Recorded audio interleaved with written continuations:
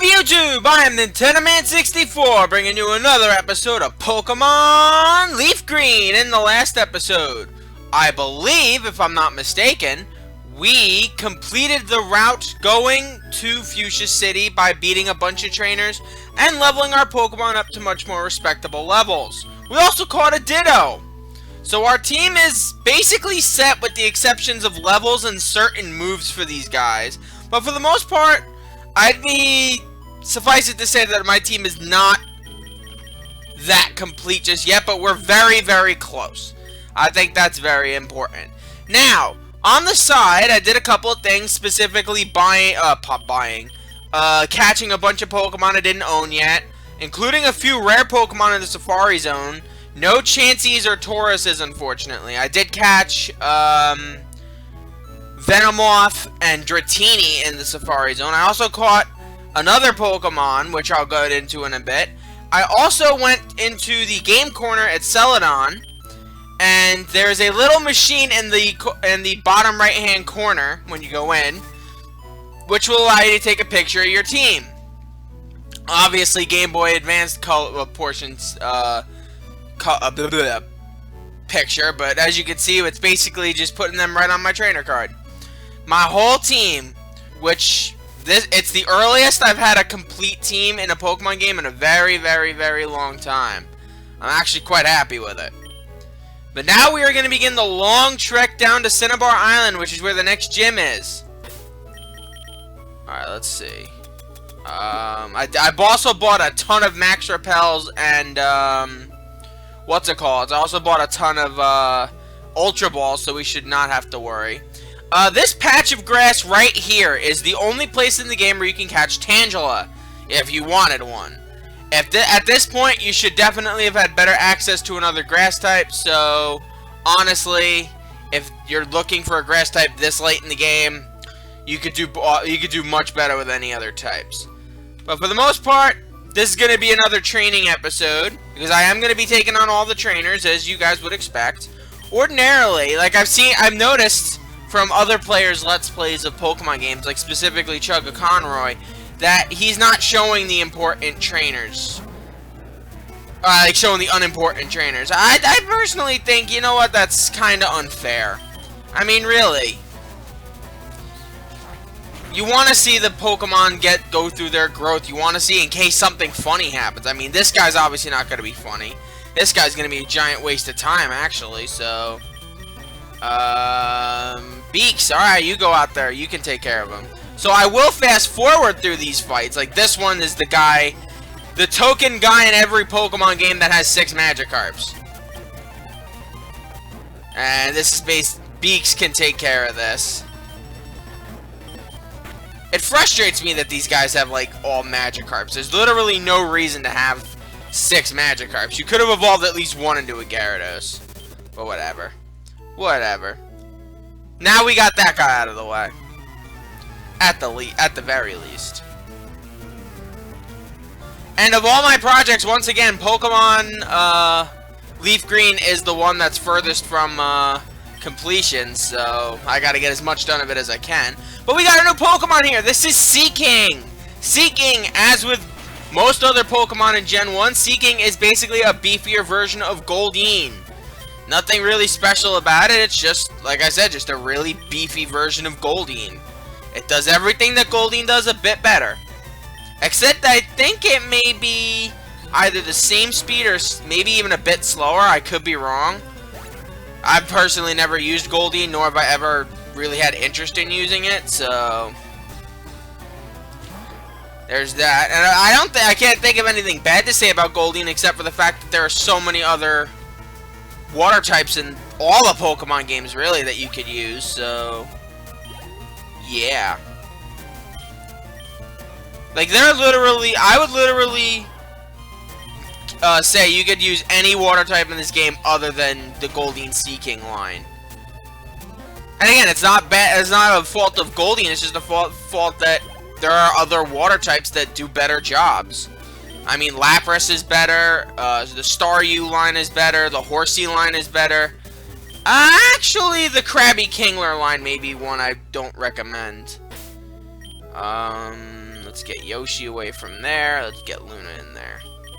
Mostly because I don't want Yoshi to get too much experience, and I'd like to get let everyone else have some experience along the way, so let's see. Huh? A battle? Ian, can't you do it alone? You were the one who actually noticed me. The little guy should have been the one who noticed me, but he was not. Ooh, Seadra and Starmie. Really good, lineup right there. And let's go Shockwave on Starmie. Let's get rid of Starmie first. To me, Starmie is the more dangerous of them. And apparently... Yes, apparently the game would agree with me. But it's going to use Rapid Spin, which is an interesting choice of a move. You'd think it would use something else, but evidently not. Alright. And Yoshi grows to level 38, that's good. He needs to start beefing up himself up, because he's going to be vital for the upcoming gym. And Leer hits both of our Pokemon at the same time. Let's save you, and we'll use Return. We want to save as much of our, we want to save as much of our, Razor Leafs as possible, so we can pretty much cruise through all the water types heading down to Cinnabar Island. Hopefully they won't have too much repetitive Pokemon. Let's see what this guy has. Ooh, a Seadra. I love the Pokemon Seadra. Like, a lot of people say, oh, well, Seadra's a good Pokemon, it's just not a great one. I'm like, have you ever used a Seadra? And its ultimate evolved form, which I don't believe you can get until the end of the game, if you're lucky. Personally, I think it's my personal favorite Water-type Pokemon in this generation, with the possible exception of Squirtle. I mean, it is just that good.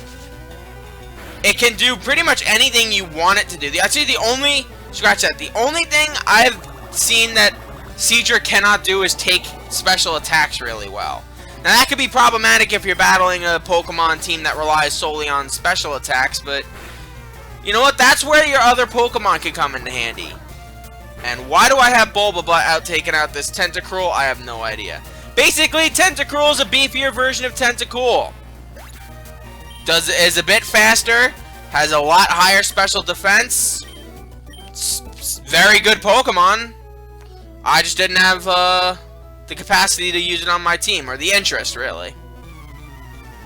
There really wasn't a need to use it. I mean, so many people have used it and said, oh, well, it's a very underrated Pokemon. And like, yes, I get it, it's very underrated. It's just, I just really don't have an interest in using one.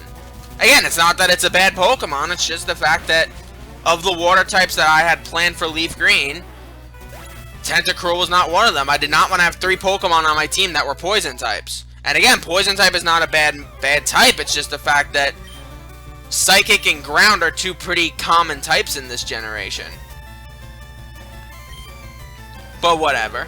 This is Cloyster! In case we haven't seen Cloyster, Cloyster is one of the best defensive walls in the game.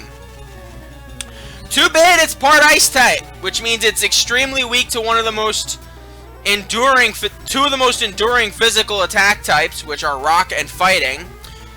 So, if it weren't for it having the Ice type as one of its types, it would be one of the best Pokemon in the game. Since it has that, it's unfortunately not. But hey, you could do, like I've said, you could do much worse than Cloyster. Unfortunately, you can only use it in Fire Red, so yeah. If you have serious interest in using it, again, I can't really say how dare you use it. It's just gonna be a lot harder than you think. If you're looking for a defensive water type Pokemon, I would put Slowbro in there before that. I would put Vaporeon, I'd put Blastoise if you started with Squirtle. There are a lot of types I would put in before Cloyster, but again, if you think you can make it work, it's probably gonna reward you. Cause usually I don't see people taking on challenges like that unless they're like really good at Pokemon, or they don't know what they're doing but have incredible luck. That's probably going to be me in Pokemon Black when I play that, because I've never played it before, and it's going to be very interesting to see what Pokemon I'm going to use for that game. It's going to be extremely interesting. I've had people give me good ideas for what Pokemon I should use, but I want to expect the unexpected. I want to throw myself out there and see just how good my capabilities are when I don't know what I'm going to be up against. And I look at the I've looked at a few of the Pokemon, and I actually do like some of the Pokemon that are in that generation that I just have not gotten a lot of use for. What I want to take a look and see just what my Pokemon will be able to do. Like, will I have to get HM slaves? I most likely will have to, but just out of curiosity. One thing I did notice from my friend who I was watching play Pokemon Black, like just over the shoulder, I noticed that the TMs do not run out, so they're basically like HMs now. So that I really like. So basically, I could just move the TM for like say Earthquake over and transfer the Pokemon over, and then be like, hey, look, I can teach Earthquake to all my Pokemon and be fantastic. I could be like a gym leader. If only there was another, like, Pokemon Battle Revolution or something that would get introduced, that would make it a bit easier. So you could, like, take advantage of your awesome team building skills. Now, Pokemon Showdown is sort of that, but, again, the problem with Pokemon Showdown is the fact that they're not your Pokemon. You can make the Pokemon as powerful as you want them to be, but are they really going to be that powerful? Not really. Like maybe not the same as if you had trained them from start to finish. I don't know, I guess I've just noticed that. Like, I was playing it a couple weeks ago, and I was up against this guy, and the team that I was using, I believe, was Togekiss, Arcanine, Milotic, Kingdra. Oh no, did I use Kingdra? I don't know. I don't think I did. Oh well. But anyway, I noticed that the Pokemon didn't do as much damage as I would do, say, if I was going up against, like, the Elite Four or something. Like, if I was going up against the Elite Four with those Pokemon, like, the same day I did that, I'm basically setting up Pokemon Heart Gold in case I'm not up to 1,000 subscribers by the time I hit when I have free space and free time to do my next Pokemon game, which is very unlikely at this point, but just in case, I've been setting up the team that I'm going to be using for that game, and for lack of a better term, I absolutely dominated. And I was really surprised that, like, in general, my team dominated the Elite Four. Probably because I had something that I didn't have the last time I had done the Elite Four through, the Heart Gold Soul Silver thing. I had a type of Pokemon that I don't usually use. But anyway, this is Cinnabar Island. As you can see, it's a very small island. They keep everything condensed, which is very good. This is the Pokemon Mansion. We'll be going in here shortly. I'm not sure if I'm going to do that in the second part, though. I have to see how much time has passed. I'm probably going to have to do it in a separate episode, but hey, who knows. Alright, first I'm going to go heal my Pokemon. But basically, as you can see, this is a nifty little island here. You do have to go into the Pokemon Mansion to beat the game, because in order to access the gym, which is a locked door, you need to find the keys within the Pokemon Mansion. But before we do that, you can go into the the Pokemart, and buy a bunch of items you feel the need to get. A few new items pop up, including, I believe, Hyper Potions, yes. Or just Hyper Potions. I wouldn't buy them if I were you, because there's going to be something coming up soon that is going to make buying stuff like that completely pointless, unless you just have a bunch of Pokemon with high HP and the items won't do you any good. But, well, before I go in, let's read what this building is. The Pokemon Lab! Remember those fossils we got all the way back at the early parts of the game? Well, it's finally going to pay off because we'll actually be able to revive them here. We study Pokemon extensively every day. People often bring us rare Pokemon for examination. I'm going to have to get that call back in a few minutes, but anyway. These guys will actually offer you a couple of interesting trades. This guy will trade you a Raichu for an Electrode, which is, to me, basically just a swap for swap. But personally, I would keep Raichu because Raichu's just a bit of a better Pokemon, even though Electrode is the faster of them. You can trade a Venonat for a Tangela, which is a pointless trade. You're trading one scrub for another scrub, but whatever. But yeah, I think those are the last of the trades here, but I know there's a guy here that'll teach you Metronome, and it's this guy. And as you guys know from when Clefairy had it, Metronome is a move that you can use any Pokemon move that's possible, really. And Eevee, we know that already. We've gone into that, unfortunately. Some of the stuff at this point in the game is going to start to get a little repetitive. As you can see here, we do have the fossils. And we will be using said fossils to talk to this doctor here. I'm an important doctor. Yes, very much so. Indeed. And we will give him the Dome Fossil first, which is the fossil of Kabuto. Now, I haven't talked about Kabuto yet. I will once we get him. It'll take a little time. All you literally have to do in this game is walk out the door and walk right back in. And bippity-boppity-boo, you have a new Pokemon. And this is Kabuto. Kabuto is a rock-water type. It is very, very fast once it fully evolves. Overall, it's a pretty decent Pokemon, too. The later you get into generations, the better the move pool gets. But for the most part, it's a good Pokemon. It's just a little late to get in this game. And you could probably do better off with other water types. So, yeah, I wouldn't seriously go out of my way to recommend it. But, yeah. But here's the Old Amber, which has another Pokemon in it, Aerodactyl. So we'll give him that. And I'll talk about Aerodactyl in just a few seconds. As I walk out, walk in, and go talk to him. What's up, homie?